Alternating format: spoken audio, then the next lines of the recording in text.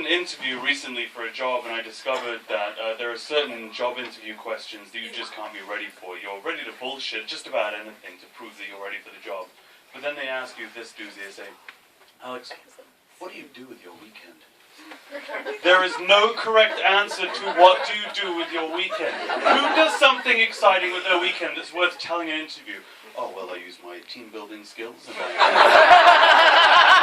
entrepreneurial decision-making to solve crises in the Crimea, and in my spare time I also save Ugandan children. No. Like everyone else, my answer is, I like to sit in my pants and watch DVDs. To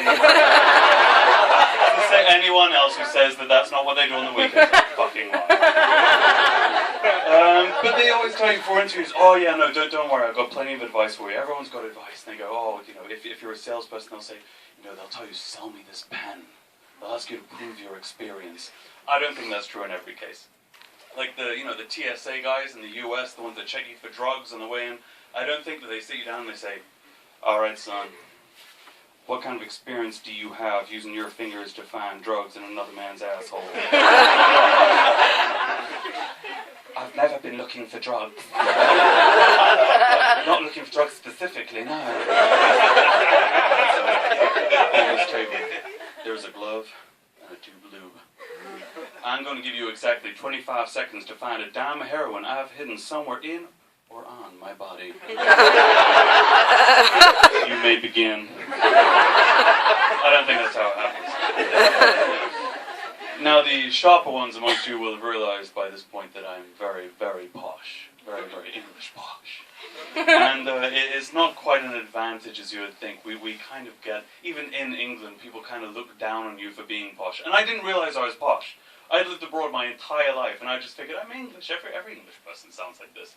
Until I actually went back to England, and I realized everyone else sounds normal. I sound like I'm reading the fucking 6 o'clock news. Everyone's like, oh mate, you're all man, you have a good weekend, yeah, you go out, you get smashed. You have a good evening, yeah? I'm like, yes, actually, I was found at 4 a.m. surrounded by another man's urine. Trying to call a taxi with my shoe. And the next day, I was found in my apartment watching DVDs with my pants on. Back to you. But yeah, it's not an advantage. Even in the UK, no one respects you for having this kind of accent. You get looked down upon a lot. So I figured, I was living in a bad neighborhood, and I figured this accent, it's not going to do me any good. Some guy's going to come up to me and be like, I'm going to fucking cut you, give me your fucking phone. And no matter what I say, it's going to come out sounding like, all right, you want to go? Mr. Fisty and Mr. Johnson are ready to take you downtown. So I had to accept that fact, and I decided to take a Muay Thai class. Muay Thai boxing. But of course I was young. I was convinced I'm dangerous, I'm badass, I can do anything I want. I wasn't deterred by the fact that I'd lived for a year off Pringles and Carlsberg. By the fact that I hadn't exercised in over 18 months. Not a problem. So I went to a Muay Thai class. Muay Thai boxing, the super dangerous stuff with people who can actually move for longer than 10 minutes without being out of breath. Yeah, those people. So I went to one of those classes, and I was so dangerous, I had a couple of cheeky pints before I went. No problem, a couple of beers, what about it? 10 minutes into the class, I realized I was in trouble. I was in genuine trouble.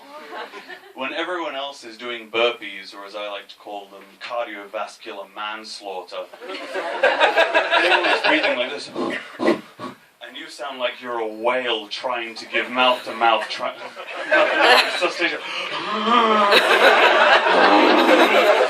Oh, you got a lung, you can feel like you've never felt it before, and you're thinking, I might actually vomit before this class is over. There's about 15, 20 people, I'm doing okay. And eventually, by about 20 minutes in, we're doing this boxing thing where I'm holding up the gloves, and the guy's punching the gloves.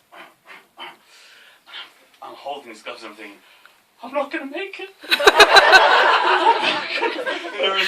I'm getting stars in front of the eyes. Everything's going black and white, and I start.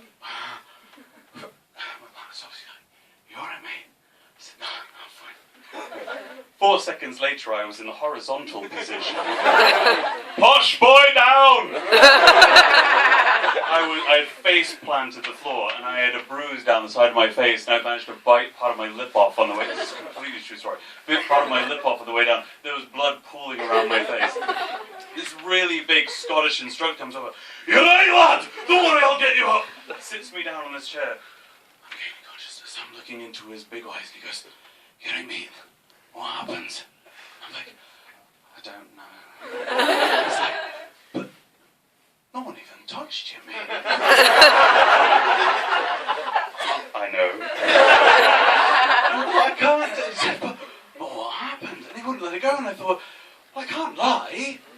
But there's no way I'm telling him, I had 2 beers before your class, or I'm just that unfit. So I thought, I'm going to have to lie. So I looked him in the eyes and just went, "Diabetes."